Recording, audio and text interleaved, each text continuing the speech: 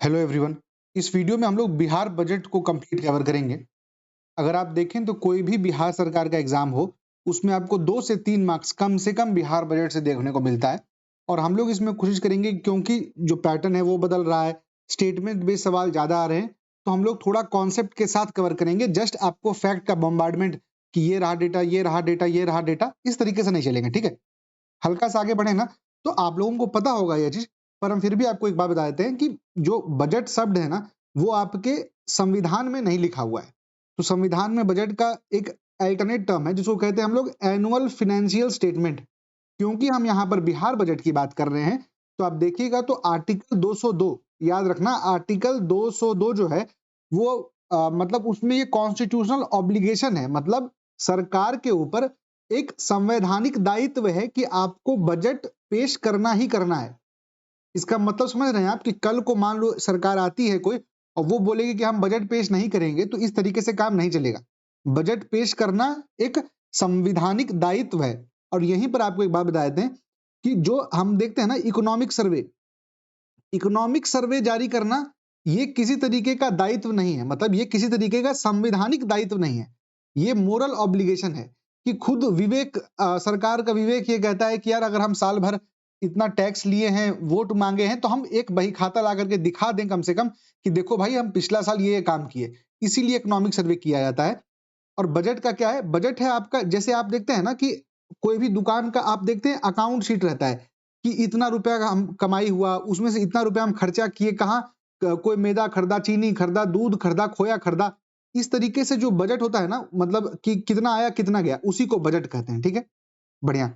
अब बजट के बारे में बात करने से पहले ना कुछ कुछ चीज आप देख लीजिए कि अलग अलग तरह के बजट होते हैं। जैसे एग्जाम्पल, मान लो कोई एक बच्चा है, तो वो बच्चा अपने हिसाब से कुछ बजटिंग करेगा कि हमको इतना पॉकेट मनी मिला, इतना गया। तो प्रायोरिटी के हिसाब से 4 तरीके का बजट होता है। सबसे पहले आप देखिए, एक होता है जिसको बोलते हैं आउटकम बजटिंग। आउटकम बजटिंग का मतलब क्या होता है? आउटकम बजटिंग का मतलब होता है कि ठीक है, आप पैसा खर्च किए, मान लेते हैं आप 100 रुपया किसी एक सेगमेंट में खर्च किए कि आप चाहते हैं कि महिलाओं के अंदर जो खून की कमी है वो सुधार दी जाए। तो अगले साल आप उस 100 को वापस से 100 रुपए देना या फिर 120 रुपए देने से पहले ये जांच करेंगे कि एक बात बताओ, जो पिछली साल हमसे 100 रुपया तुम लिए थे, उस 100 रुपए से कुछ फायदा हुआ? उस 100 रुपए से कोई इंपैक्ट आया सोसाइटी में? इसका मतलब कि जो प्रीवियस बजट है उसका आउटकम क्या है, इसको बोलते हैं आउटकम बजटिंग, ठीक है? ये जनरली क्या होता है ना कि आपको डेटा बेस्ड आपके पास पॉलिसी बनेगी। और डेटा बेस्ड पॉलिसी बनने से क्या होता है कि थोड़ा-सा क्लियर रहता है इंटेंशन कि कहाँ खर्च करना है, कैसे खर्च करना है। ये जो बजटिंग है ना, बिहार सरकार आपका 2006 और 2007, मतलब ये वाला जो साल था ना 2006-7 वाला, इस साल से शुरू की थी। अब एक बात बताओ, क्या तुमको ऐसा सुन के नहीं लग रहा है कि यही सेम काम तो इकोनॉमिक सर्वे का है? कहने का मतलब इकोनॉमिक सर्वे भी तो वही बात करता है कि वो पिछला साल क्या हुआ उसके बारे में बताता है। तो यहीं से एक फैक्ट याद रख लीजिएगा कि बिहार सरकार पहली बार इकोनॉमिक सर्वे कब जारी की थी? 2006 से 2007 के बीच में। और वही वो साल था जब आउटकम बजटिंग स्टार्ट हुआ। पहला चीज आप देख लिया, हम क्या बोले, 4 तरीके की बजट की बात करेंगे, ठीक है? ये हो गया आपका पहला बजट। दूसरा आपको याद रखना है जेंडर बजटिंग, ठीक है? जेंडर बजटिंग का मतलब समझ रहे हैं आप लोग? बिल्कुल, कि महिलाओं के लिए क्या-क्या प्रावधान है बजट में। समझ गए कि केवल महिलाओं के लिए क्या-क्या प्रावधान है बजट में, उसको जेंडर बजटिंग कहते हैं। और जेंडर बजटिंग कब से स्टार्ट हुआ बिहार में? तो 2008 से लेकर के 2009। एग्जैक्ट यही सवाल बस दे देगा कि जेंडर बजटिंग कब स्टार्ट हुआ। तो आपको याद रखना है जो बता रहे हैं, ठीक है? अब एक बात समझना, जब तुम जेंडर बजट खोलोगे ना, तो जेंडर बजट के अंदर 3 पार्ट रहता है। मतलब जो जेंडर बजट है वो 3 भाग में डिवाइडेड रहता है। क्या-क्या है वो भाग? अगर आप पार्ट 1 देखेंगे ना, तो पार्ट 1 में आपको देखने को मिलेगा ऐसे स्कीम्स जिसके 100 के 100% महिलाओं के उत्थान के लिए है। समझ गए? ऐसा स्कीम जिसका पूरा का पूरा पैसा महिलाओं के लिए जा रहा है, जैसे मुख्यमंत्री महिला रोजगार योजना। ये जो मुख्यमंत्री महिला रोजगार योजना है, वो केवल इसके अंदर जो 100 रुपए खर्च होंगे ना, वो 100 के 100 रुपए महिलाओं के लिए खर्च होंगे। ये जेंडर बजट के पार्ट 1 में आता है, या चैप्टर 1 जो बोलना है बोलिए। पार्ट 2 क्या हुआ? पार्ट 2 हुआ वैसे स्कीम्स का नाम जिसमें 30% से अधिक रुपया महिलाओं के लिए आवंटित किया जाता है। और तीसरा पार्ट इसका होता है, इसको बोलते हैं पार्ट 3। पार्ट 3 में लेस देन 30%। समझ गए कहने का मतलब?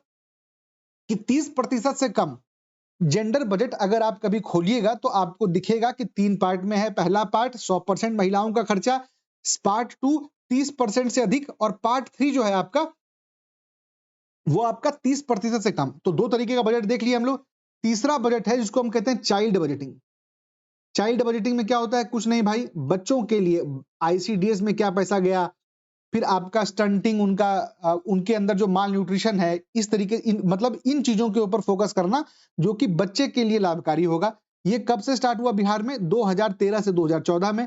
और एक चौथा है ग्रीन बजट। ग्रीन बजट कब से स्टार्ट हुआ आपका? 2020 से 2021।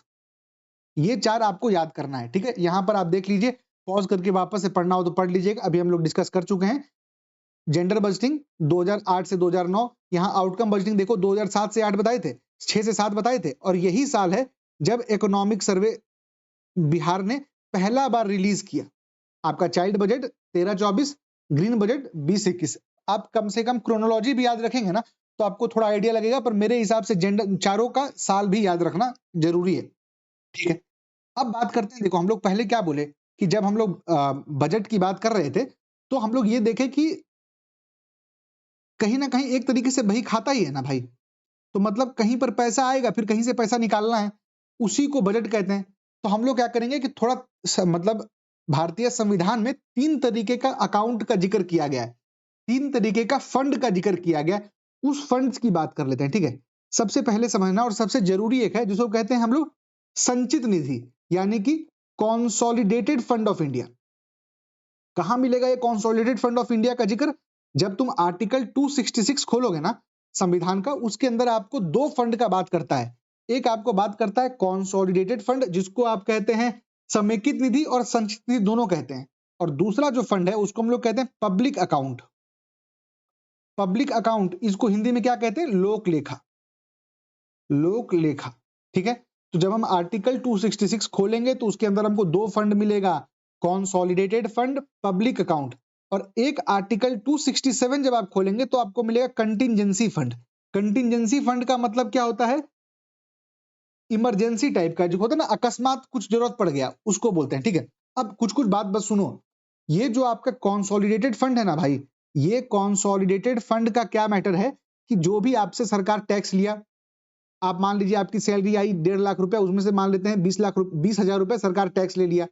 तो इस तरीके का जो टैक्सेशन वाला काम होगा या फिर जो भी रिवेन्यू होगा, सरकार जो लोन लेगी, ये सब जो मेजर मेजर पैसे है ना, वो आपके कंसोलिडेटेड फंड में जाते हैं। अब एक बात समझना, एक बार ब्लैंक, हाँ ठीक है, इसी इसी को ब्लैंक कर लेते हैं। देखो अब एक बात समझना भाई, मान लेते हैं कि आप कुछ पैसा दिए, वो गया कंसोलिडेटेड फंड में, मतलब आपने ये दिया ना, टैक्स कटा, टैक्स कट करके जमा हुआ कंसोलिडेटेड फंड में।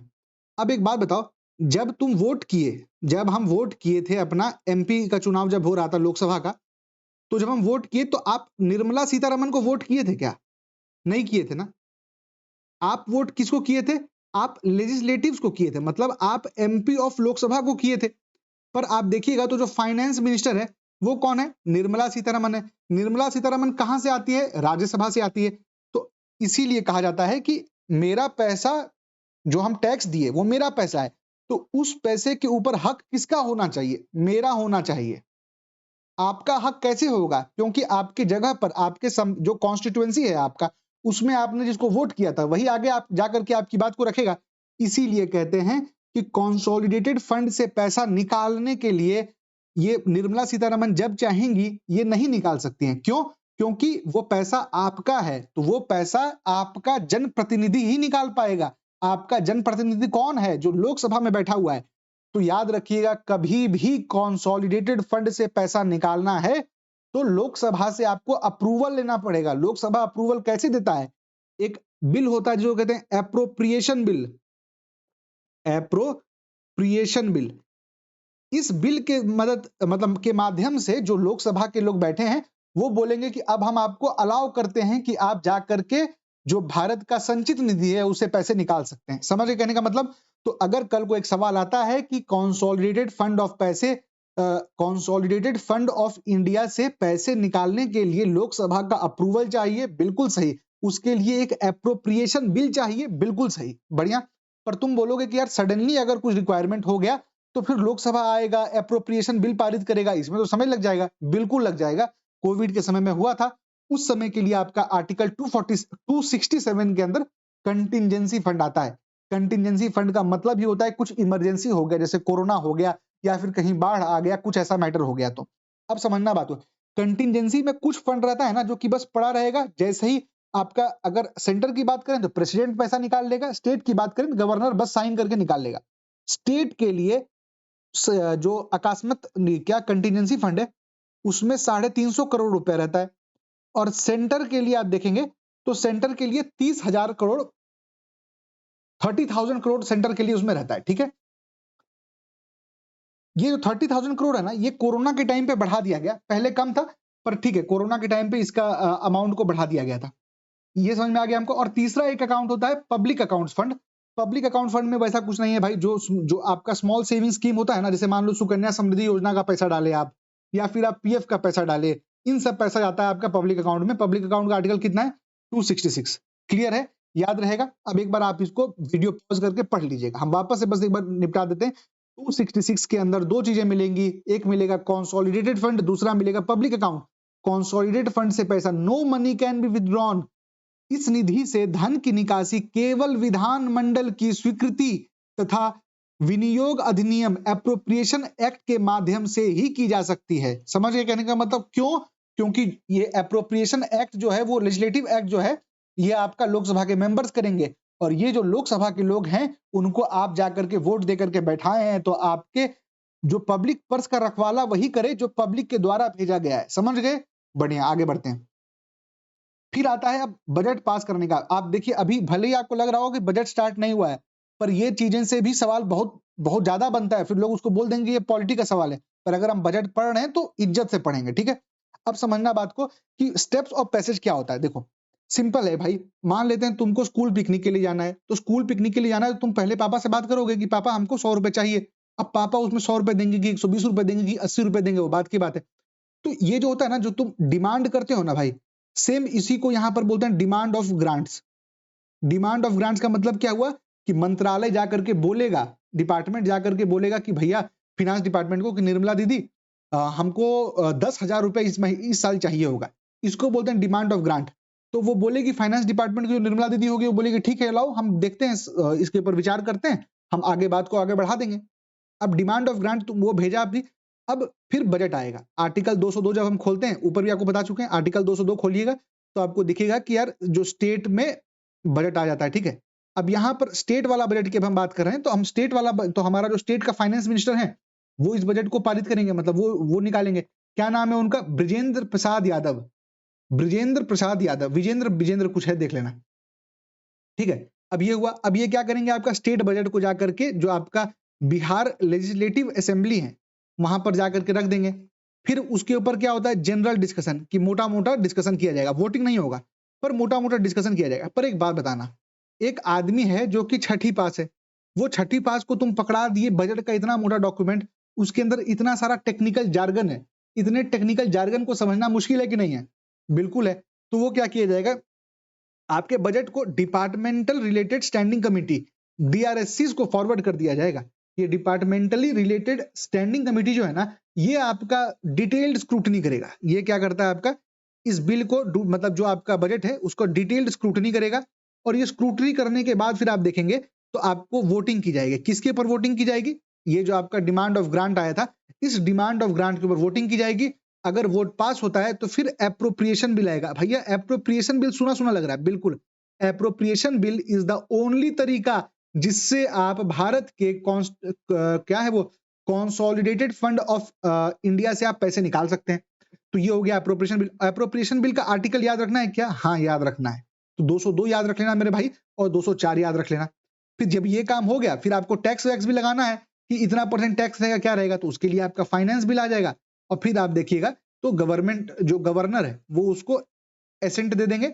एसेंट देने के बाद आपका पूरा काम हो जाएगा। ठीक है, यही आप अब यहाँ पर आप देख लीजिए, इसको पॉज करके पढ़ लीजिएगा। क्या है भाई, सबसे पहले डिमांड ऑफ ग्रांट जो होता है वो आपका अनुदान की मांग की तैयारी की जाएगी। फिर ये आपको वित्त विभाग को आप भेज दीजिएगा। वित्त विभाग क्या करेगा, बजट का प्रस्तुति करेगा, उसके ऊपर एक सामान्य चर्चा की जाएगी, और जो विभाग संबंधित स्थायी समिति है उसका परीक्षण करेगी, अनुदान के ऊपर जो जो आप मांगे हैं उसके ऊपर मतदान किया जाएगा, वोटिंग किया जाएगा, और अगर वोटिंग पास हो जाता है तो फिर विनियोग विधेयक मतलब एप्रोप्रिएशन एक्ट पारित होगा, जिससे आप धन की निकासी कर सकेंगे। फिर जो वित्त विधेयक है उसको पास करवा करके लास्ट में राज्यपाल की स्वीकृति दे दी जाएगी। ठीक है, बढ़िया। अब बस आ गया, ज्यादा देर नहीं है, पर आपको एक दो चीज ना यहाँ पर, हाँ एक दो चीज आपको पता होगा, हम यहाँ पर डालना भूल गए, अभी ध्यान आया तो आपको बताते हैं। पता है आपको, फिर भी हम फटाफट निपटा देते हैं। देखो क्या है, दो चीज है भाई। एक ना कि 1924 में एक कमेटी बनी थी, उस कमेटी का नाम था एक्वर्थ कमेटी। इस एक्वर्थ, एक सेकंड जरा सा, हाँ क्या बना था, एक्वर्थ कमेटी बना था। नीचे लिख देता हूं, ऊपर लिखना तो हट जा रहा है। हाँ, एक्वर्थ कमेटी बना था। ये एक्वर्थ कमेटी का एक रिकमेंडेशन था।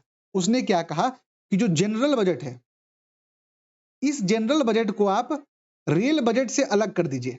मतलब रेल का बजट अलग होगा, जो रेल मंत्री है वो पेश करेगा, और जो जनरल बजट है वो अलग तरीके से पेश होगा। ये कौन बोला था? एक्वर्थ कमेटी बोला था। कब बोला था? 1924 में बोला था। 1924 में गवर्नर जनरल कौन था उस समय पर? आपका रीडिंग साहब थे। ठीक है, लॉर्ड रीडिंग। अब लॉर्ड रीडिंग के बारे में आपको कुछ कुछ चीजें बता देते हैं भाई। सबसे पहला चीज आप याद रखना कि इन्हीं के टाइम पर चौरी चौरा हुआ था। मतलब अगर कहता है कि किनके टाइम पर आपको सस्पेंड हुआ था मूवमेंट, या फिर चौरी चौरा कब हुआ था, तो ऑब्वियसली इसके सामने हुआ था। दूसरा जो काकोरी का रॉबरी केस हुआ था ना, 1925 का था शायद, वो देख लेना एक बार, तो वो भी लॉर्ड रीडिंग के टाइम पे ही हुआ था। बस यही दो तीन चीज इनका काम का है, आगे बढ़ जाते हैं। ठीक है, बढ़िया। अब बजट के अंदर हम लोग थोड़ा घुसते हैं, तो कुछ कुछ ढंग से भी आगे डिस्कस करेंगे। कुछ कुछ चीज बस समझ जाओ, तुम अब तक याद करते आए हो, इन चीजों को थोड़ा सा समझने की कोशिश करो। 3 तरीके का एक्सपेंडिचर होता है पूरे के पूरे बजट में। आप बजट का डॉक्यूमेंट अगर निकालिएगा ना, तो उसमें आपको 3 तरीके के एक्सपेंडिचर की बात की जाएगी। एक एक्सपेंडिचर होता है जिसको कहते हैं हम लोग स्कीम एक्सपेंडिचर। स्कीम एक्सपेंडिचर जितना आपको खुद समझ में आ रहा है कि भैया जो स्कीम में पैसा खर्च होगा, जो पैसे योजनाओं को इंप्लीमेंट करने में खर्च होगा, बिल्कुल। अब भाई यही इसी में आप देखेंगे तो कोई योजना ऐसा होगा जो कि रोड बनाएगा, कोई योजना ऐसा होगा जो कि इंफ्रास्ट्रक्चर क्रिएट करेगा, और कोई योजना ऐसा होगा जो कि फ्री में खाना बांटेगा, जैसे पीएम पोषण योजना हो गया। समझ गए बात का? तो योजना अलग तरीके का हो सकता है, या तो वो इस टाइप का रहे जो कि रिवेन्यू के सेगमेंट में जाता है। आगे हम लोग डिस्कस करेंगे कि रिवेन्यू एक्सपेंडिचर क्या होता है। और ये हो गया आपका जो कि कैपिटल एक्सपेंडिचर। ठीक है, दोनों तरीके का हो सकता है। अब है एस्टैब्लिशमेंट एक्सपेंडिचर। एस्टैब्लिशमेंट एक्सपेंडिचर का मतलब हुआ स्थापना व्यय। मतलब भाई कि जो सरकार का जो मशीनरी है ना, उसको चलाने के लिए जो पैसे चाहिए, उसको बोलते हैं एस्टैब्लिशमेंट एक्सपेंडिचर। सिंपल सी बात है भाई, आप गए सचिवालय, आप देखे सचिवालय में 3 बार उन लोगों को चाय बेटा, 3 बार वहां पर जो एम्प्लॉइज थे उनको 3 बार चाय दिया गया, चाय के साथ समोसा दिया गया।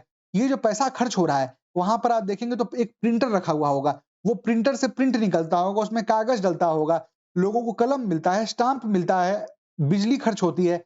इस तरीके का जो गवर्नमेंट ऑफिसेज में आप खर्चा देखते हैं ना, उसको हम लोग, जैसे आप देखिए ना, एस्टैब्लिशमेंट एक्सपेंडिचर में आपका सबसे इंपॉर्टेंट जो हम सेक्रेटेरिएट का स्टाफ है उसका सैलरी, पुलिस जो है उनका सैलरी, उसको बोलते हैं एस्टैब्लिशमेंट एक्सपेंडिचर। समझ गए? अब फिर वही बात है, देखो एस्टैब्लिशमेंट एक्सपेंडिचर में आप सैलरी भी आएगा आपकी। कहने का मतलब अगर पुलिस है तो पुलिस की, सॉरी टीचर्स हैं, टीचर्स की सैलरी, पुलिस की सैलरी, सब कुछ एस्टैब्लिशमेंट एक्सपेंडिचर में आएगा, है ना। और कमिटमेंट एक्सपेंडिचर क्या है ना, कि करना ही पड़ेगा। जैसे एग्जांपल समझो, आज हम 2000 मान लो 26 में बैठे हैं, 2020 में जो चीफ मिनिस्टर था, मुख्यमंत्री था, वो कभी कुछ लोन ले लिए। अब वो जो लोन लिए उसका ब्याज आपको अभी चुकाना पड़ेगा ना। आप ये तो नहीं कह सकते कि यार वो तब लिया था हमको नहीं। आप प्रतिबद्ध हैं कि आपको उसका ब्याज चुकाना है। इसी को कहते हैं कमिटमेंट एक्सपेंडिचर। कहने का मतलब आपको बूढ़े बुजुर्गों को पेंशन देना, आपको इंटरेस्ट भरना, जो पुराने ब्याज हैं, आपको ब्याज को चुकाना, जिसको हम लोग बोलते हैं डेट रीपेमेंट। इन तीनों चीजों पे आपको ख्याल रखना पड़ेगा। इसीलिए 3 तरीके के एक्सपेंडिचर होते हैं। स्कीम एक्सपेंडिचर ऐसे जो योजनाओं को इंप्लीमेंट करेगा, एस्टैब्लिशमेंट जो कि एस्टैब्लिशमेंट चलता रहे, जो आपको अब याद रखना, जो चाय समोसा का पार्टी हो रहा है आपका सचिवालय में, उनको जो सैलरी मिल रही है। कमिटमेंट एक्सपेंडिचर जो कि करंट सरकार प्रतिबद्ध है कि खर्च करना ही पड़ेगा। अगर पुरानी सरकार ने लोन लिया है तो तुमको लोन चुकाना पड़ेगा। इसको बोलते हैं कमिटमेंट एक्सपेंडिचर, कि आपके मन के ऊपर नहीं है भाई। क्लियर? पढ़ लेना इसको, आसान चीज है, कुछ नहीं है, हम बस थोड़ा समझाने के लिए दे दिए। बढ़िया। अब क्या करते हैं ना हम लोग, अब आ जाते हैं, हो गया अब हमारा काम, हम लोग थोड़ा सा बजट के ऊपर आ जाते हैं। देखो बजट का ना 2 सेगमेंट होता है, यहाँ पर हम लिख-लिख के बताते हैं, फिर आगे अगर इमेज नहीं डाले होंगे तो यही काफ़ी है। और मेरे हिसाब से अगर आप देख रहे हैं अब तक ना इस वीडियो को, तो खुद का भी नोट्स बनाओ भाई। पीडीएफ करने से कुछ नहीं होगा, खुद स्क्रिबल करो जो हम लिखा रहे हैं। हम तो खुद ब्लैंक में लिखा रहे हैं, ऐसा तो नहीं कि पीडीएफ को पढ़ रहे हैं, ठीक है? तो अब देखो बजट का 2 सेगमेंट होता है। एक बजट का सेगमेंट होता है जिसको बोलते हैं रेवेन्यू वाला सेगमेंट, दूसरा होता है कैपिटल। अब हम आपको फर्क बता देते हैं। देखो रेवेन्यू क्या है भाई? रेवेन्यू वो है कि जो एग्जिस्टिंग चीज है ना, मतलब जो एग्जिस्टिंग चीज चल रहा है उसको मेंटेन करने के लिए, उसको बोलते हैं हम लोग रेवेन्यू पार्ट। और कैपिटल का पार्ट क्या हुआ, जो कि थोड़ा, जैसे मान लो हम एग्जांपल देते हैं भाई कि हमको सब्सिडी देना है किसी को, मतलब सब्सिडी का काम हो गया, इस तरीके का जो खर्चा हो गया ना, ये जो खर्चा है इस तरीके को हम लोग रेवेन्यू एक्सपेंडिचर में डाल देते हैं कि यार रेवेन्यू में खर्चा हुआ। और कैपिटल, मान लो आपको डैम बनाना है, कल को मान लो आपको बढ़िया रोड बनाना है, उसको हम लोग कैपिटल एक्सपेंडिचर कहते हैं। क्योंकि देखो सिंपल सी बात है, मान लेते हैं 2026 में हम लोग खड़े हैं, आप एक बहुत तगड़ा एक्सप्रेसवे बनाए, तो 2030 में क्या होगा, इसके थ्रू ज्यादा अच्छा ट्रेड होगा। जब ट्रेड अच्छा क्यों होगा? क्योंकि लॉजिस्टिक कॉस्ट जो है वो घट जाएगा, मतलब यहां से वहां सामान पहुंचाने का जो दाम है वो घट जाएगा। जब ये घट जाएगा तो जो ट्रेड है वो कॉम्पिटिटिव हो जाएगा। तो कहने का मतलब कोई ऐसा चीज जो आगे जा करके मदद करने वाला है फ्यूचर जनरेशंस को, उसको हम लोग कहते हैं कैपिटल एक्सपेंडिचर या फिर कैपिटल सेगमेंट। और रिवेन्यू का मतलब क्या हो गया कि आज आज का बात है, मतलब जब तक जियो सुख से जियो वाला जो खर्चा है उसको रिवेन्यू एक्सपेंडिचर बोलते हैं। तो आपकी जो सैलरी जाती है मेरे भाई, वो सब आपका रिवेन्यू में आता है। क्लियर? सैलरी हो गया, पेंशन हो गया, आप किसी को ग्रांट दे दिए, आप एलपीजी सिलेंडर पे सब्सिडी दे रहे हैं, आप यूरिया सब्सिडी दे रहे हैं, समझ गए? तो वो सब आता रिवेन्यू में आता है। और कैपिटल के अंदर क्या आएगा, जो मोटा मोटा है। अब आपको एक इमेज लगा, हाँ देखिए, ये देखो भाई, ये बहुत काम का है, इससे समझने की कोशिश करना। बजट यहाँ पर 112 लिखा है, हम लोग अभी फिलहाल 202 भी देख रहे हैं क्योंकि हम लोग स्टेट बजट की बात कर रहे हैं। एक सेगमेंट आ गया रिवेन्यू, दूसरा सेगमेंट आ गया कैपिटल। रिवेन्यू में आपको दिखेगा एक तो आता हुआ, एक जाता हुआ, कि रिसीट जो पैसा आपको मिला, एक्सपेंडिचर जो पैसा आपको खर्च हुआ, ये आपको याद रखना है। रिसीट में आपको 2 तरीके से पैसा आएगा सरकार को, या तो आपको कर लग गया, मतलब या तो टैक्स है या तो नॉन टैक्स है, 2 ही तरीका है पैसा आने का सरकार को। तो टैक्स के अंदर 2 तरीके का आएगा, एक है डायरेक्ट टैक्स, एक है इनडायरेक्ट टैक्स। डायरेक्ट टैक्स और इनडायरेक्ट टैक्स का फर्क समझते हो भाई? देखो 2 चीज है, एक हम लोग बोलते हैं ना पॉइंट ऑफ इंसिडेंस, हिंदी में क्या बोलते हैं नहीं पता, पर आप बस सुनिए आपको समझ में आ जाएगा। एक होता है पॉइंट ऑफ इंपैक्ट। मान लेते हैं एक आदमी ए है, इसकी सैलरी जो है वो आपका 1 लाख रुपए है, या सैलरी इसकी 100 रुपए, ठीक है? जब इसको सैलरी मिला ना, तो इससे क्या किया गया, आपका 20 रुपए काट लिया गया, तो आपको इसको 80 रुपए मिला। तो पॉइंट ऑफ इंपैक्ट का मतलब हुआ कि मार कौन झेला, इस टैक्स का मार कौन झेला? तो ये आदमी ए झेला, ऑब्वियसली इसकी सैलरी घट गई। पॉइंट ऑफ इंसिडेंस का मतलब क्या हुआ कि किसके पास से कटा, तो ए के पास से ही कटा। तो जब ऐसा होता है ना कि पॉइंट ऑफ इंसिडेंस और पॉइंट ऑफ इंपैक्ट सेम हो, तो उसको हम लोग कहते हैं डायरेक्ट टैक्स। और मान लो जीएसटी की बात करो, जीएसटी में क्या हुआ कि मार आपको पड़ी, पर आप अलग से जाकर कहीं जीएसटी पे कर रहे हैं क्या? नहीं ना, वो आपका जो एमआरपी के अंदर ही आपका जीएसटी मिलकर जुड़ करके आ गया। तो आप केवल पॉइंट ऑफ इंपैक्ट मतलब झेल तो आप भी रहे हैं, पर वो आपसे जमा नहीं करवा रहा है। आप देखिए ना, सैलरी की बात हम लोग नहीं करते हैं, मार्च में आईटीआर फाइल करते हैं। ये आईटीआर फाइल, आप एक मान लीजिए एक चिप्स का पैकेट खरीदे, तो आप इनकम टैक्स रिटर्न फाइल करिएगा क्या मतलब साल के अंत में? नहीं करेंगे ना, इसीलिए उसको इनडायरेक्ट टैक्स बोलते हैं। तो टैक्स 2 तरीके का हो गया, डायरेक्ट टैक्स, उसके अंदर कॉर्पोरेशन टैक्स आ गया जो कंपनीज को देना है, फिर आपका इनकम टैक्स आ गया, सिक्योरिटी ट्रांजेक्शन टैक्स आ गया जो कि आपका शेयर बॉन्ड्स इस तरह का, और इनडायरेक्ट में क्या आ गया, GST, excise tax, custom duties, इस तरीके का, ठीक है? नॉन टैक्स क्या आ गया, ग्रांट आपको कुछ मिला, इंटरेस्ट मिला, डिविडेंड हुआ, प्रॉफिट हुआ किसी चीज को शेयर वेयर में, या फिर आप कोई सामान बेचे। क्लियर है? तो हम कुल मिलाकर के आपको यहाँ पर 2 चीज याद रखना है कि रिवेन्यू रिसीट के अंदर आता है इंटरेस्ट और ग्रांट, ठीक है? बाकी चीजें आपको खुद समझ में आ जाएगी कि रिवेन्यू के अंदर ही आता है, पर ये याद रखना। एक्सपेंडिचर में क्या है कि आपको कुछ लोन में पैसा चुकाना पड़ा, आपको कुछ ग्रांट दिए, आप मान लो नेपाल को कुछ ग्रांट दिए, भूटान को कुछ ग्रांट दिए या स्टेट्स को ग्रांट दिए, सब्सिडी, डिफेंस, सैलरी और पेमेंट, ये सब आता है आपका रेवेन्यू के अंदर। और कैपिटल के अंदर आप देखेंगे रिसीट में तो डेट और नॉन डेट। अगेन डेट में आपका आ गया इंटरनल कि आप अंदर ही अंदर आरबीआई से ले लिए, किसी कहीं और से ले लिए, पब्लिक से ले लिए। एक्सटर्नल आप वर्ल्ड बैंक से जाकर के ले लिए। और नॉन डेट में आपका आ गया कि लोन वापस से जो आप रिकवर किए, कहीं दिए थे, स्टेट को दिए थे। और डिसइन्वेस्टमेंट मतलब कि आप खुद ही शेयर कुछ बेच दिए, मतलब ओएनजीसी में मान लो 60% था सरकार का, अब उसको 55% कर दिया, तो जो 5% शेयर बेचा उसका जो पैसा आया, ये सब कैपिटल में आता है। और जो आप लोन दिए या फिर आप कुछ कैपिटल गुड बढ़िया चीज कुछ बनाए, ये सब आपका कैपिटल एक्सपेंडिचर में आएगा। क्यों? क्योंकि हम लोग देखें कि अगर हम कोई कैपिटल गुड खरीदेंगे तो जो मेरा आने वाला पीढ़ी है उसको फायदा होगा। और ये मतलब ऐसा नहीं है कि बस जैसे इसमें क्या है कि आप सब्सिडी पे मान लो कुछ खर्च किया, हो गया काम का, मतलब आप किसी को ज्यादा यूरिया दिए, वो जा करके डाला और मिट्टी खराब कर दिया। और दूसरा कोई आदमी था जो कि आप कैपिटल एक्सपेंडिचर किया, तो उसमें क्या है कि चांसेस है कि आप नया मशीन लगाएंगे, आप फैक्ट्री एक्सपेंड करेंगे, तो वो आगे जा करके कंपाउंडिंग इफेक्ट देता है इकोनॉमी में, मल्टीप्लायर इफेक्ट देता है, जिससे इकोनॉमी बूस्ट होता है। क्लियर? अब आ जाइए बिहार बजट के बारे में, एक बार देख लेते हैं। आवाज आ रही है? आ रही है। अब आ जाइए बिहार बजट के बारे में। बिहार बजट के बारे में सबसे पहले दो इंपॉर्टेंट फैक्ट याद रखना है। क्या? वित्त मंत्री कौन है? ब्रिजेंद्र प्रसाद यादव जी हैं। वित्त मंत्री कौन है? ब्रिजेंद्र प्रसाद यादव जी हैं। कब बजट निकाले वो? तो 3 फरवरी को बजट निकाले 2026 को। अब इसमें एक बस आपको एक बात बताते हैं, देखो ये भी देख रहे हो 3 फरवरी को निकाल दिए। क्यों 3 फरवरी को निकाल दिए? पैसा की जरूरत तो इनको 1 अप्रैल को पड़ेगी। क्यों? क्योंकि फाइनेंशियल ईयर का साइकिल तो 1 अप्रैल से लेकर के 31 मार्च तक चलता है ना भाई। तो 31 मार्च का पैसा है इनके पास तक का, पर ये अभी फरवरी में निकाल दिए। फरवरी में क्यों निकाले? इसलिए कि यार अगर फरवरी में निकाले हैं ना, तो आप देखिएगा एप्रोप्रिएशन बिल आना, फाइनेंस बिल पास होना, गवर्नर का एसेंट लेना, ये सब करने में इनको लगभग 2 महीने लग जाएगा। और जैसे इनके 2 महीने पूरे होंगे तो 1 अप्रैल आ जाएगा। इसका मतलब कि 1 अप्रैल आने से पहले इनके पास बजट पास होकर के गवर्नर का साइन लेकर के तैयार रहेगा, इसीलिए ये 2 महीने पहले आ गया। पूरा फरवरी, पूरा मार्च, 2 महीने में काम हो जाएगा।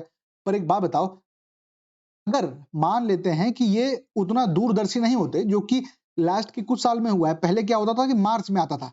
अब मान लेते हैं कि तुम 25 मार्च को लॉन्च किए, मतलब बजट जारी किए, तो आपको बजट पास करने में 1.5 से 2 महीना लग जाएगा। और ये 2 महीने के बीच में आपको सरकार को सैलरी देना है, कुछ-कुछ अपने एक्सपेंडिचर करने हैं ना भाई। वो एक्सपेंडिचर करने के लिए पैसे चाहिए आपको। समझ गए कहने का मतलब? मान लो बजट आया ही 25 मार्च को, तो बजट पास करते करते करते आपका अप्रैल मई आ जाएगा। तो अप्रैल का सैलरी कहां से दोगे जब तक पैसा नहीं निकालोगे? अप्रैल के खर्चे कहां से करोगे? अप्रैल में क्या मिड डे मील बंद हो जाएगा? नहीं ना। मिड डे मील में जो पैसा खर्च हो रहा है वो जाना ही है ना। वो जाने के लिए एक टर्म आता है जो कहते हैं वोट ऑन अकाउंट, याद रखना, बहुत इंपॉर्टेंट है। इसको क्या कहते हैं हम लोग? Vote on account. Vote on account में कहते हैं कि भाई जब तक मेरा बजट पास नहीं हो पा रहा है तब तक के लिए कुछ पैसा दे दो ना। जब तक मेरा पास नहीं हो पा रहा है तब तक के लिए कुछ पैसा दे दो। ये आपका आर्टिकल 116 में आता है। क्या ये याद रखना है? बिल्कुल याद रखना है, बिल्कुल याद रखना है। आर्टिकल 116 में एक प्रोविजन है वोट ऑन अकाउंट का। मोदी सरकार के आने के बाद बजट को पहले से पास कर दिया गया, तो अब क्या होता है कि वोट ऑन अकाउंट खत्म हो गया, पर पहले वोट ऑफ अकाउंट बहुत होता था। तो आपको क्या होता है ना, वोट ऑन अकाउंट में बोलता है कि भैया हमको 2 महीने का आप दे दो खर्चा, बाकी जब बजट जारी होगा ना तो उसमें से काट लेना। समझ रहे हो कहने का मतलब? कि 2 महीने का 3 महीने का डिपेंड करता है, हमको दे दो उसके बाद काट लेना। इसको बोलते हैं vote on account. Vote on account तब लगता था जब बजट देर से आता था, क्योंकि बजट पास होते होते हाथ में पैसा आते आते अप्रैल मई हो जाता था। और अप्रैल मई के खर्चों का निवारण करने के लिए कुछ टेम्पररी अमाउंट होता ना, कि छोटा सा उधार ले लेना कि भाई दोनों 50 रुपए कल सैलरी आएगी तो दे देंगे, ये वो वाला मैटर है। ठीक है, क्लियर? वोट ऑन अकाउंट समझ गए? बढ़िया, ये भी आप जान गए भाई बजट के बारे में। अब 3-4 चीज समझो भाई। एक होता है साइज ऑफ बजट, कि जो बजट हम लोग क्या बोले कि यार कितना रुपए खर्च करेंगे, तो कितना साइज ऑफ बजट क्या है। तो अगर मतलब ये आपको रट लेना है भाई, 3.47 लाख करोड़, 3.47 लाख करोड़ बजट का साइज है। हल्का सा अगर होनहार हो तो 3,47,589 याद रखना, इतना करोड़ रुपए आपका बजट का साइज है। 3,47,589 याद रखने का क्या तरीका है? देखो, अगर याद रख पाओ, मतलब फर्जी तरीका बता रहे हैं, पर फिर भी अगर रिलेट कर पाओ तो 3.47 तुमको याद है ही ना भाई। 3.47 तो याद रखोगे, इतने नालायक तो हो नहीं, तो इस 4 से बढ़ा करके 5 कर देना और इस 7 से बढ़ा करके 8-9 कर देना। 4 से बढ़ाया 1 5 हो गया, 7 से बढ़ाया 8-9 हो गया। ये आपका हो गया बजट का साइज। तो क्या हमारा पिछले साल से जो बजट था वो बढ़ा कि घटा? ऑब्वियसली बढ़ा। कितना बढ़ा? तो आपका 9.68% बढ़ा। हजार में देखोगे तो अराउंड 30,694 करोड़। क्या ये याद रखने की जरूरत है? नहीं। ये याद रखना है, हाँ, 9.68% लगभग 30.6 करोड़ बढ़ा है। ठीक है, 30,694 याद रहेगा। Growth rate, again growth rate अगर हम बजट की बात करें तो बजट का ग्रोथ रेट कितना हम लोग देख लिए भाई, 9.68 देख लिए। अगर हम ग्रोथ रेट अपने बिहार की इकोनॉमी की बात करें, मतलब जीएसडीपी की बात करें, तो 14.9%। बहुत इंपॉर्टेंट फैक्ट है, रट के रखो। बिहार का इकोनॉमी, बिहार का अर्थव्यवस्था 14.9% से आगे बढ़ रहा है। जो बजट आया है वो 3.47 लाख करोड़ का बजट है। हमको याद करने के लिए बताया गया कि 4 से ऊपर एक 5 जोड़ देंगे और 7 से ऊपर 8-9 जोड़ देंगे तो हमको एग्जैक्ट अमाउंट भी याद रहेगा। बजट कितने रुपए से बढ़ा है? तकरीबन 30,600 कुछ था, हमको इतना याद है। उतने से तुम्हारा काम चल जाएगा, 94 याद रखने की जरूरत नहीं है। 30.6 याद रखो, 30.7 याद रखो, काम हो जाएगा। और बजट किस ये से बढ़ा है तो 9.6 से बढ़ा है। इसमें भी बस अंदाज 9.5 भी याद रखोगे तो काम तुम्हारा चल जाएगा। 7 निश्चय योजना देखो, अगेन 7 निश्चय योजना थ्रू आउट आप देखेंगे तो 7 निश्चय 1 आया, फिर 2 आया। एक बहुत फ्लैगशिप गवर्नेंस प्रोग्राम है जिसके अंदर ना एक अम्ब्रेला छतरी की तरह है, जिसके अंदर अलग अलग सेक्टर में अलग अलग तरीके का आ रहा है, आप लोगों को पता ही है। इसमें आपको एक इंपॉर्टेंट चीज याद रखना है 7 निश्चय के बारे में। 7 निश्चय ना 3 चीज के बारे में बात करता है कि हम भैया जो 2025 से 30 तक जो हमारा 7 निश्चय 3 का पीरियड है ना, इसके तहत हम डबल कर देंगे आपका पर कैपिटा इनकम। मतलब जो प्रति व्यक्ति आय है बिहारियों का, उसको दुगना कर देना है और 1 करोड़ जॉब देना है, 1 करोड़ जॉब देना है। ये आपका सबसे मेजर टारगेट है 7 निश्चय योजना का, जिसके लिए सरकार ने 14,800 करोड़ का आवंटन किया है। बिल्कुल रट के रखो, 14,800 करोड़ याद करके रखो, इंपॉर्टेंट है। क्लियर है? अब फटाक से एक बार देखो तो भाई जरा सा, साइज ऑफ बजट कितना बताए? 3.47। और होनहार हो क्या? 3.47, 4 से 5, 7 से 8, 9 हो गया। बढ़िया। कितना बढ़ा? 9.68 कुछ बताया था भाई, 9.5 याद है हमको। बहुत बढ़िया। 30,600 समथिंग बताया था, बढ़ गया। बहुत बढ़िया। ग्रोथ रेट, बजट का ग्रोथ रेट पूछ रहा है क्या? नहीं नहीं भाई, बजट इकोनॉमी का पूछ रहे हैं, तो 14.9%। 7 निश्चय योजना में 1 करोड़ नौकरी, डबल कर देंगे पर कैपिटा इनकम, दोगुनी आय, दोगुना रोजगार। और इस 7 निश्चय में आप देखेंगे तो 14,800 करोड़ रुपए का आवंटन किया गया है, 14.800। क्लियर? आगे बढ़िए। अब हम आपको ये बात बता चुके हैं क्या, एग्जैक्ट इस बजट डॉक्यूमेंट से उठाया गया है, ठीक है। ये आपको बता दिया गया है क्या कि कुल व्यय का जो बजट अनुमान है 3.47, ये बता दिए हैं, बिल्कुल बता दिए हैं, करोड़ रुपए। ये पिछली बार से 30,694 करोड़ अधिक है, बिल्कुल, जो कि परसेंटेज के हिसाब से देखेंगे तो 9.68% बढ़ा है। क्लियर है? गुड, हो गया डिस्कस। अब समझना बात को, हम जब वीडियो स्टार्ट किए थे तो आपको बहुत अच्छे से समझाए थे, एक होता है स्कीम एक्सपेंडिचर, एक होता है एस्टैब्लिशमेंट और कमिटमेंट एक्सपेंडिचर। स्कीम एक्सपेंडिचर जल नल योजना, एस्टैब्लिशमेंट सेक्रेटेरिएट स्टाफ में जो समोसा चाय उनकी सैलरी, और कमिटमेंट जो पुराना सरकार लोन ले लिया, जो पुराना एम्प्लॉइज को पेंशन देने का वादा है, इन चीजों को। ठीक है, तो अब एक बात समझना कि जो टोटल बजट है उसको इन दोनों भाग में बांट दिया जाता है। एक होता है आपका स्कीम एक्सपेंडिचर, एक होता है आपका एस्टैब्लिशमेंट और कमिटमेंट एक्सपेंडिचर। आप देखिएगा तो एस्टैब्लिशमेंट और कमिटमेंट में आपका 64.85% खर्च हो गया। अब एक बात समझना, कोई भी नया चीज होगा, अगर एक नया एक्सप्रेसवे बनता है तो वो किसके अंदर बनेगा? एस्टैब्लिशमेंट के अंदर थोड़ी बनेगा, कमिटमेंट के अंदर थोड़ी बनेगा, वो स्कीम एक्सपेंडिचर के बनेगा। अरे भाई, अगर स्कीम एक्सपेंडिचर में ही पैसे कम दिए जाएंगे, इसका मतलब there are chances that the infrastructure is growing at a very slow rate. जिस गति से रोड बनना चाहिए, जिस गति से हाईवेज, जिस गति से इंडस्ट्रीज बनने चाहिए, वो नहीं बनेगा। कल को बिहार टूरिज्म पॉलिसी जो काम कर रही है, वो उसको जो पैसा जा रहा है बिहार टूरिज्म को, किसके तहत जा रहा है? ऑब्वियसली स्कीम एक्सपेंडिचर के तहत जा रहा है।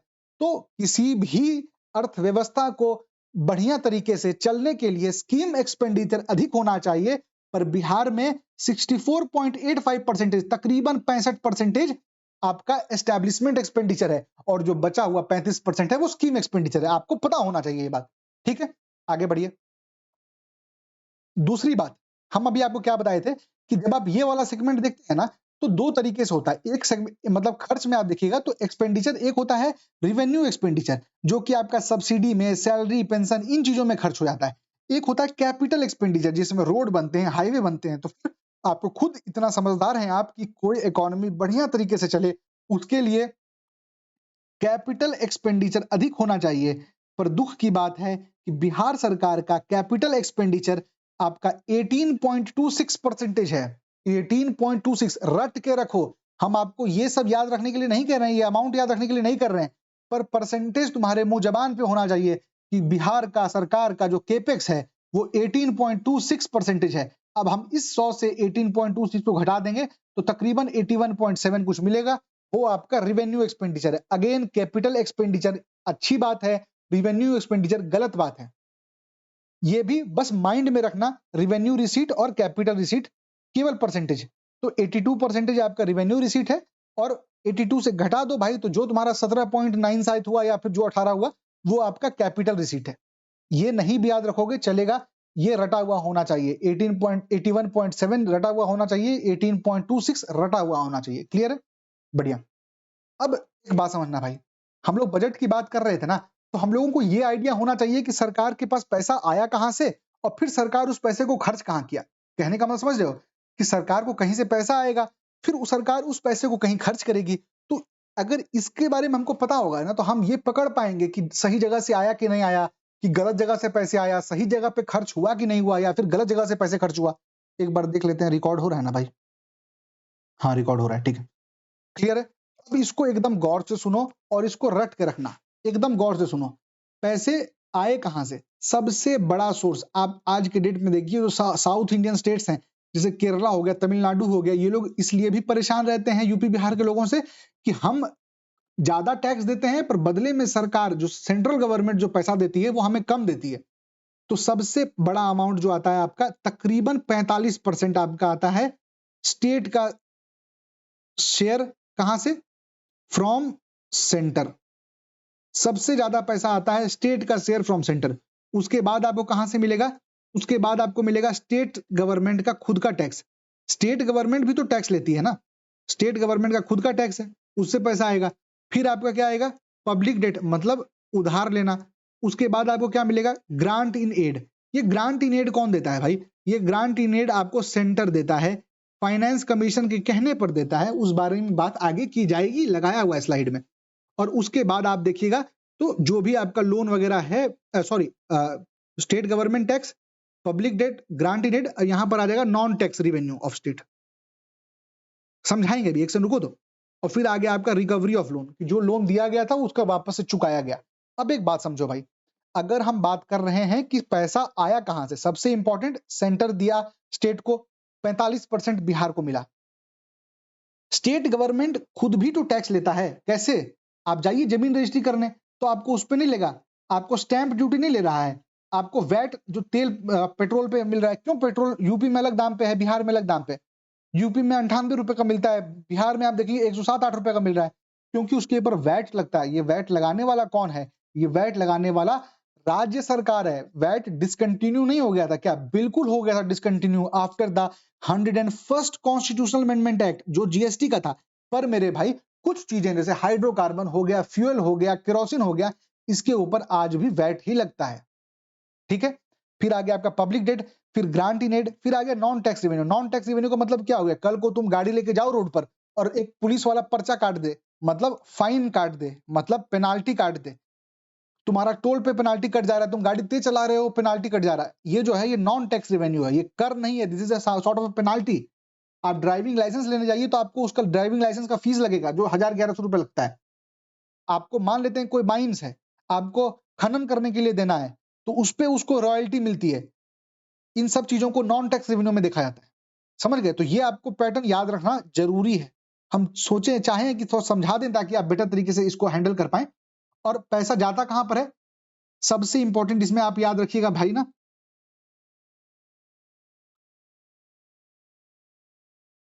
SGE, सोशल सर्विसेज, महिलाओं बच्चों ये सब में, जनरल सर्विसेज, फिर इकोनॉमिक सर्विसेज, जिसमें कि आप देखिएगा कि फाइनेंशियल इंक्लूजन, इस तरीके की चीजें होंगे। तो आपको केवल 3 चीज याद रखना है, social is greater than general is greater than economic. क्या किसका कितना परसेंट, बिल्कुल याद नहीं रखना है। सामाजिक सेवाएं, सामान्य सेवाएं, आर्थिक सेवाएं, और अगर याद रखना है एक तो याद रख लो कि पब्लिक डेट, जो भी ऋण लिया गया था, सार्वजनिक ऋण लिया गया था, उसका पुनर्भुगतान में जो पैसे खर्च होंगे उसको, वो चौथे नंबर पर है। क्लियर है? देखो कहां से आया पैसा, यहां पर देखो तो बेटर तरीके से दिखेगा। ठीक है, पहला स्टेट का शेयर फ्रॉम सेंट्रल टैक्स बता दिए लगभग 45%। इसके बाद वाला हम अमाउंट लिख दिए पर काट दिए, आपको ये सब याद रखने की जरूरत नहीं है। दूसरा आपका हो गया टैक्स रेवेन्यू, फिर public debt, grant in aid, non tax loan revenue. Clear? समझा दिया गया। सेम पैसा गया कहां, सबसे इंपॉर्टेंट सोशल सर्विसेज, फिर जनरल सर्विसेज, फिर इकोनॉमिक सर्विसेज, उसके बाद अगर याद रखना है तो repayment of public debt. Clear है? इसका कोई परसेंटेज आपको याद रखने की जरूरत नहीं है, बस SGE और फिर पब्लिक डेट, इतना याद रख लो। बढ़िया। अब हम लोग बात करते हैं अलग अलग तरीके की डेफिसिट की। हम समझाएंगे आपको, बस एक बात समझना, 4 तरीके का डेफिसिट हम लोग पढ़ेंगे। एक डेफिसिट होता है जो बोलते हैं रिवेन्यू डेफिसिट, दूसरा होता है फिजिकल डेफिसिट, तीसरा होता है प्राइमरी डेफिसिट, चौथा होता है इफेक्टिव रिवेन्यू डेफिसिट। अब एक बात समझना थोड़ी देर के लिए, देखो भाई, रिवेन्यू एक्सपेंडिचर क्या, डेफिसिट का मतलब क्या होता है, कुछ नहीं, डेफिसिट का मतलब होता है घाटा।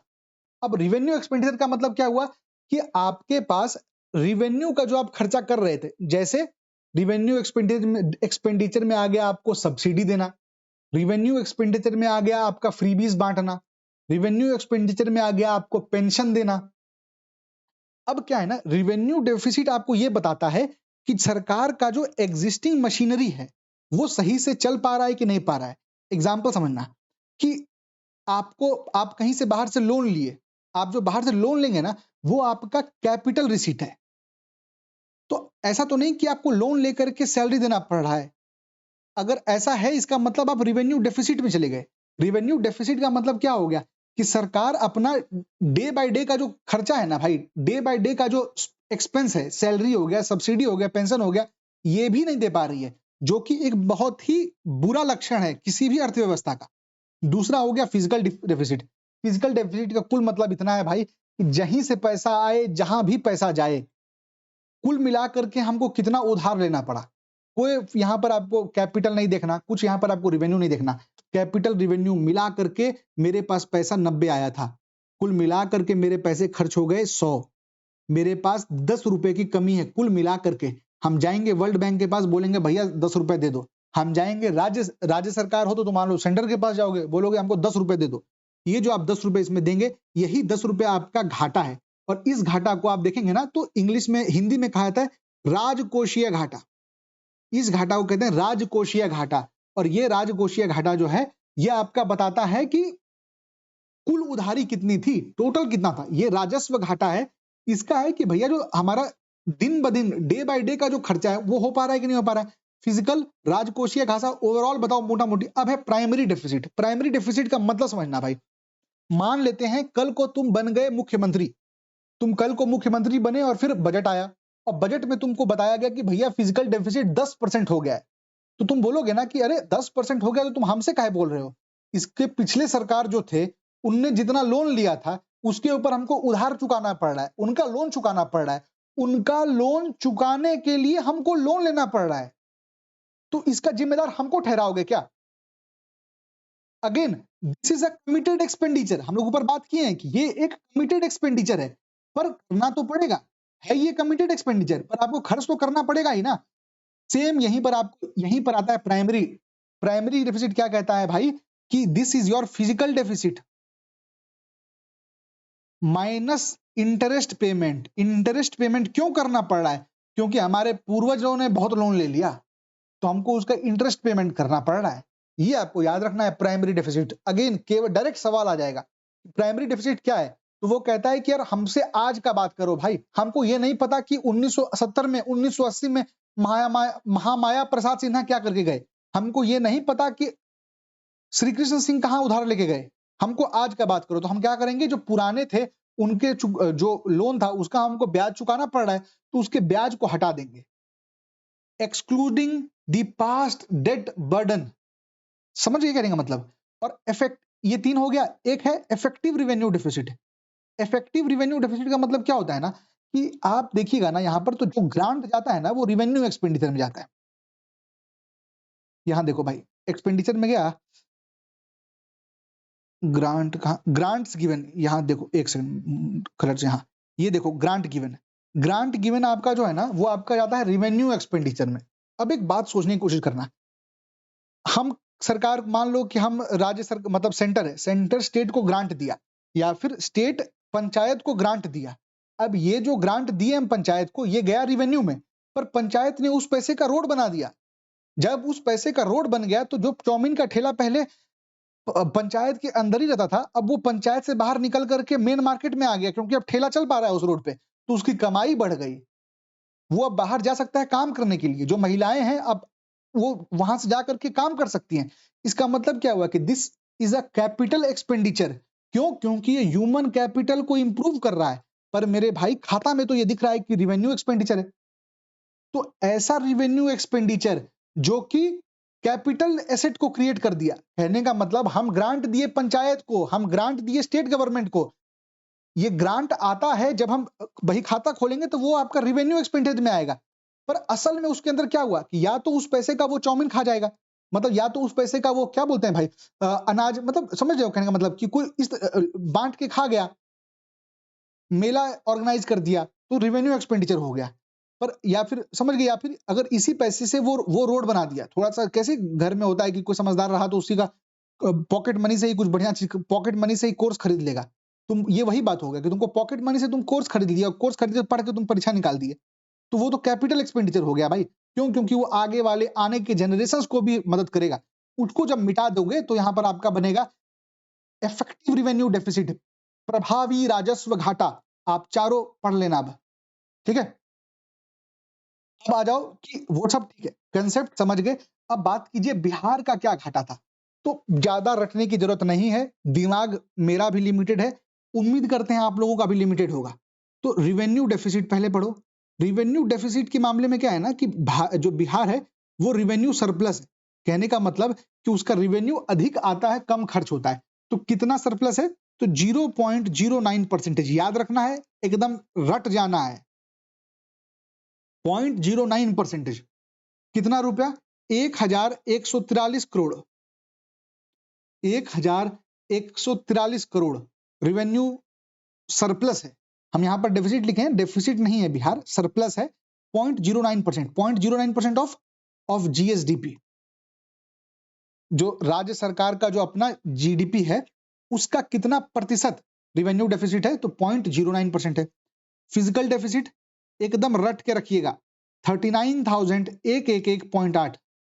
तो 39 नहीं याद रखना, उसके बाद तो 3 एक आपको याद ही रहेगा। कितना प्रतिशत है ये?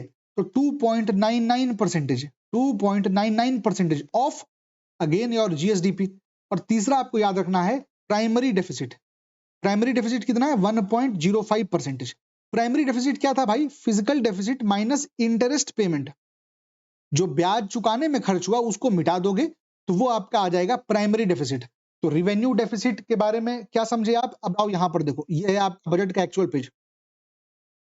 एक सेकंड भाई, हाँ, रिवेन्यू रिसीट आया, कैपिटल रिसीट आया, टोटल आ गया। ये सब करते करते आप देखिएगा तो यहां पर आपको मिलेगा रिवेन्यू डेफिसिट। रिवेन्यू डेफिसिट में आप क्या देख रहे हैं कि माइनस है। इसका मतलब कि ये डेफिसिट नहीं सरप्लस है। तो कितना परसेंट सरप्लस है आपका? तो ये आपका 0.09% हो गया। फिर प्राइमरी डेफिसिट कुछ रुपए हैं, याद रखने की बिल्कुल जरूरत नहीं है, 1.05% डेफिसिट है, याद रख लेना। फिर आपका 2.99% आपका फिजिकल डेफिसिट है, वो यहाँ पर आपको लिख दिया गया, ठीक है। दो डेटा है, रट जाओ। राज्य सरकार का जीएसडीपी कितना है? 13.09 लाख करोड़। ये सब याद रखने की जरूरत नहीं है, ये सब याद रखने की जरूरत नहीं है, केवल 13.09 लाख करोड़ कर लो मेरे भाई, काम हो जाएगा। कितने परसेंटेज से बढ़ा है? 14.9% से बढ़ा है। और एक चीज याद रख लो कि राज्य सरकार का टोटल डेथ उधारी कितना है, तो 29.68%। ये वैल्यू याद रखने की बिल्कुल जरूरत नहीं है, केवल प्रतिशत याद रख लो, 29.68%। 29.68%। हम फिर कह रहे हैं भाई, जीएसडीपी एस्टिमेट कितना है, 13.09 लाख करोड़। क्लियर। बजट कितना था, 3.47 लाख करोड़। टोटल डेट कितना है, 29.68%। केवल 29 याद रखो ना भाई। ठीक है, अब हल्का हल्का देखते हैं ना कि पैसे खर्च कहां पर हुए। हमको इतना बता है भाई, स्टार्टिंग में ही बीपीएससी भाई ने बताया कि खर्च दो तरीके होते हैं। एक होता है खर्च जिसको हम कहते हैं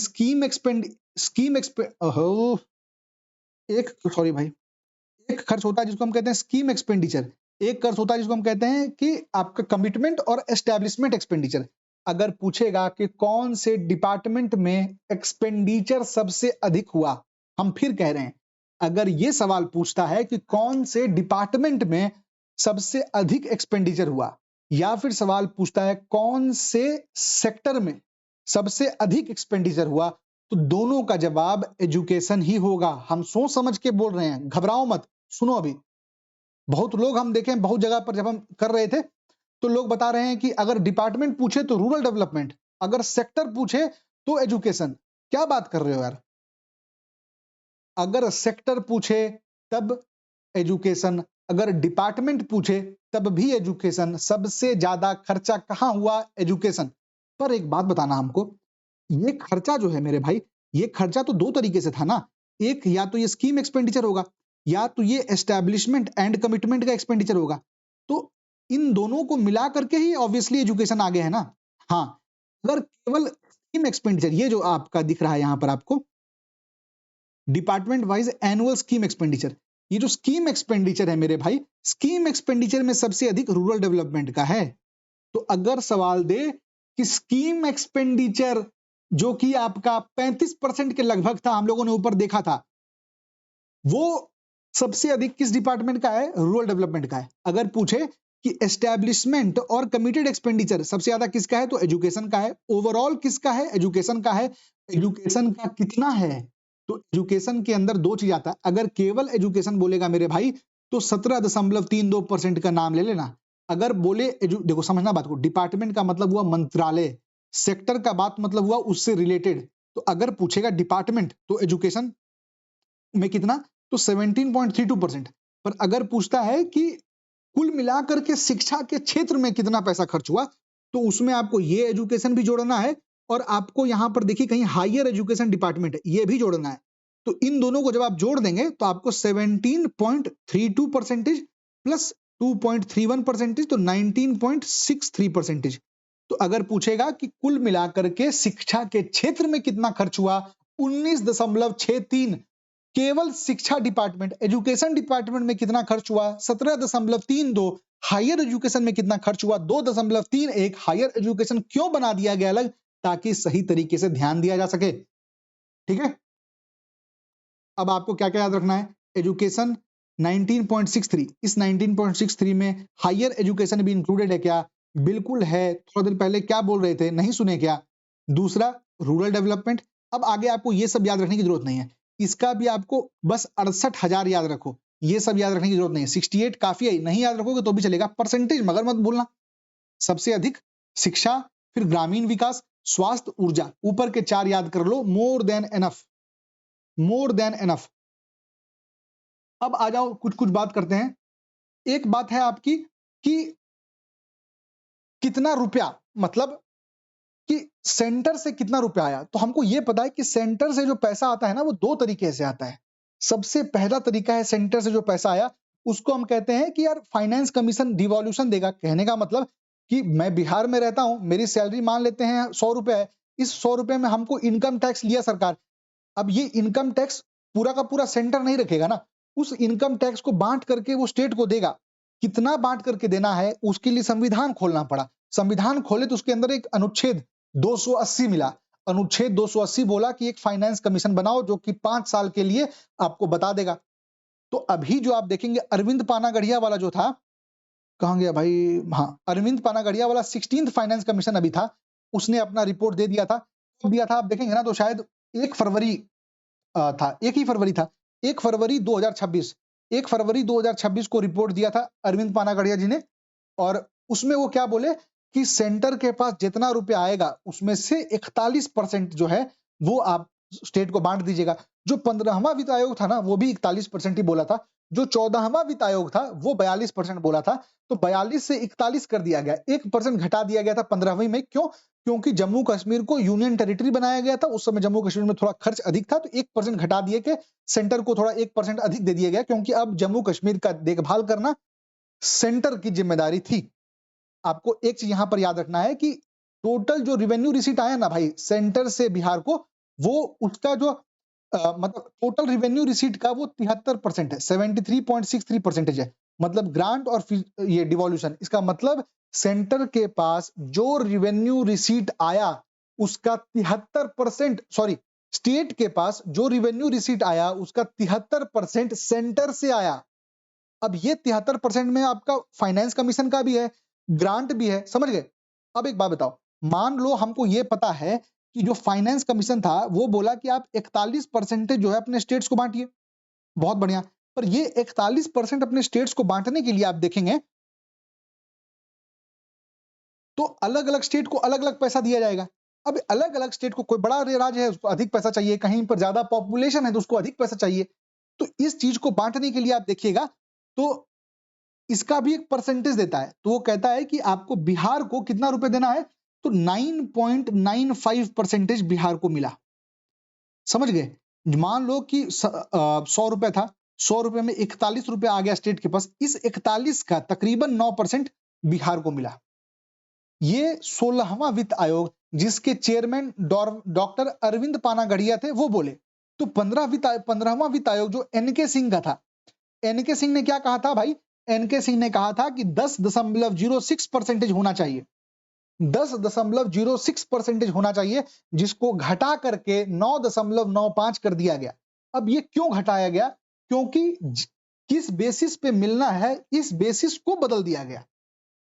समझ रहे हैं कहने का मतलब कि किस किस बेसिस पर ये परसेंटेज था इसको बदल दिया गया। अब हमने पास उतना टाइम है नहीं तो हम उसको भी डिस्कस कर देते हैं।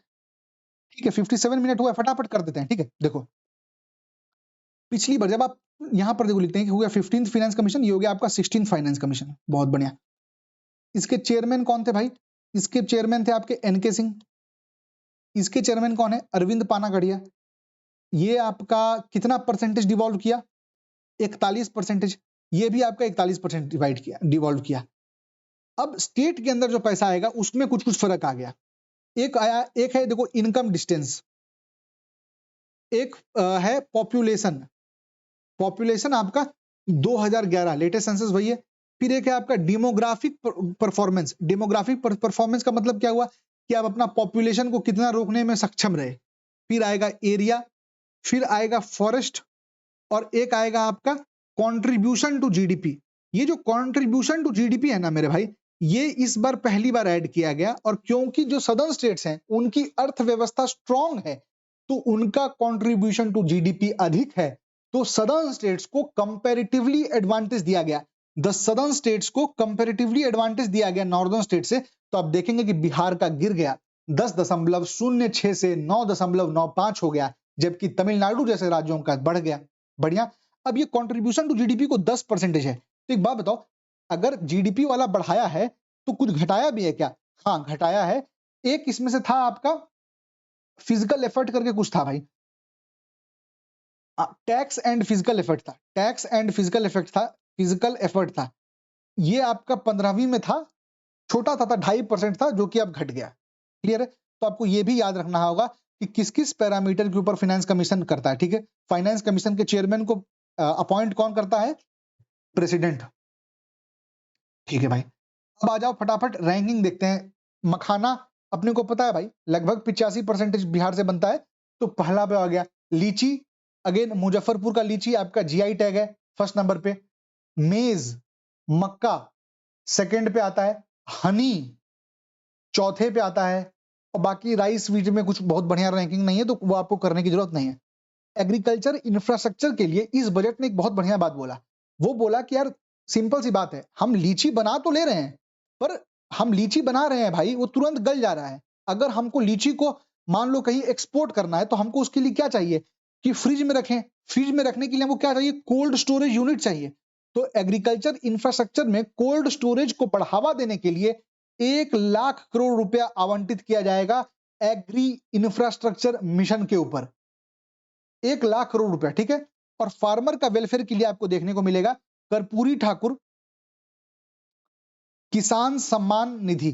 कर्पूरी ठाकुर किसान सम्मान निधि। अब देखिए कर्पूरी ठाकुर का 2 चीज आएगा। एक स्किल यूनिवर्सिटी बना उनके नाम पे इसी साल, स्किल यूनिवर्सिटी। क्यों? इंडस्ट्री 4.0 IR 4.0 मतलब AI IoT नए-नए टेक्नोलॉजी का पढ़ाने के लिए। और दूसरा कर्पूरी ठाकुर किसान सम्मान निधि में 3,000 रुपए जो है वार्षिक मदद दिया जाएगा फार्मर्स को। तो एक बात बताओ, इसके पहले 6,000 रुपए पीएम किसान दे रहा था। तो ये पीएम किसान का 6,000 था जो कि 3 इंस्टॉलमेंट में पड़ता था, 2-2 हजार करके 3 बार। इसके साथ 3,000 और जुड़ गया तो अब आपका 9,000 हो गया।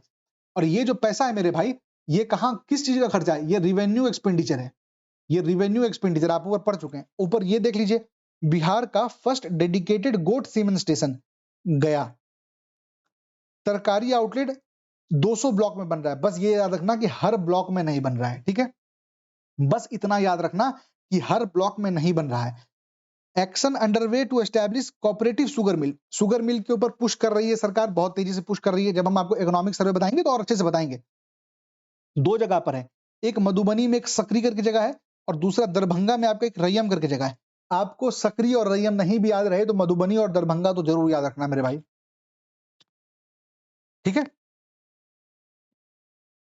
अब ये आपको बता चुके हैं ऑलरेडी। इको टूरिज्म प्रोजेक्ट कुछ कुछ है जो कि पुश कर रही है सरकार। फटाफट मतलब खत्म हो गया, बस फटाफट एक बार देख लो। एक आप देखेंगे ना तो जो रोहतास और कैमूर वाला इलाका है ना, एक पेन का कलर चेंज कर दो। रोहतास और कैमूर का जो इलाका है ना, यहाँ पर Karamchat eco tourism, Karamchat eco tourism को सपोर्ट किया जा रहा है। फिर आप देखिएगा तो वैशाली में आपको मिलेगा SVS, ये लाइन वो जो वैशाली है, यहाँ पर आपको मिलेगा बरेला लेक। बरेला लेक, यहाँ पर भी इको टूरिज्म की बात की जा रही है। नवादा, नवादा में कौन सा वाटरफॉल मिलता है कमेंट में बताइए। यहाँ पर आपको 2 चीजें हो रही है, एक खुरी बायोडायवर्सिटी पार्क और दूसरा संजीवनी वाटिका। याद रखना भाई, इसको एक सवाल दे देगा, फटाक से बना लोगे ना तो मजा आ जाएगा। संजीवनी वाटिका और खुरी बायोडायवर्सिटी पार्क। जमुई आप देखेंगे ना तो जमुई में आपको एक मिलेगा Garhi nature park, Garhi nature park Jamui में। और कटिहार का आपको पता है भाई गोगाबिल, गोगाबिल लेक और सेंचुरी है। हम लोग को ये भी पता है कि पहला फर्स्ट कम्युनिटी रिजर्व है ये। और फिर बेगूसराय में कंवरताल है, याद रहेगा। अच्छा इसी के साथ ना देखो 6 गो वेटलैंड है बिहार में, फटाफट निपटाओ। बेगूसराय का कहाँ गया? बेगूसराय कांवर, यहाँ पर कंवर झील है। किस नदी पर है? गंडक पे है। वाह, आगे बूढ़ी लगा दीजिए, बूढ़ी गंडक पे है, ठीक है। दूसरा जमुई में आपको देखिए नागी नकटी मिलेगा। तो 1 2 3 हो गया। एक उदयपुर लेक है जो कि चंपारण में मिलता है। एक बार ईस्ट चंपारण में है शायद तक, एक बार कंफर्म कर लेना ईस्ट या वेस्ट होगा, पर चंपारण हमको ध्यान है। तो ईस्ट चंपारण में हो गया आपका। और एक है गोगाबिल, अगेन वही आपका कटिहार वाला। एक बक्सर में जहां पर आप देखेंगे ना एक गोकुल रिजर्वायर है। ये जो 6 है ना, ये 6 रामसार साइट है बिहार के, रटा हुआ होना चाहिए आपको। आगे हम आपको दिखा भी देंगे। Karamchat eco tourism, Barela lake, Khuri biodiversity और संजीवनी वाटिका बिल्कुल इंपॉर्टेंट है, याद रखना जरूरी है।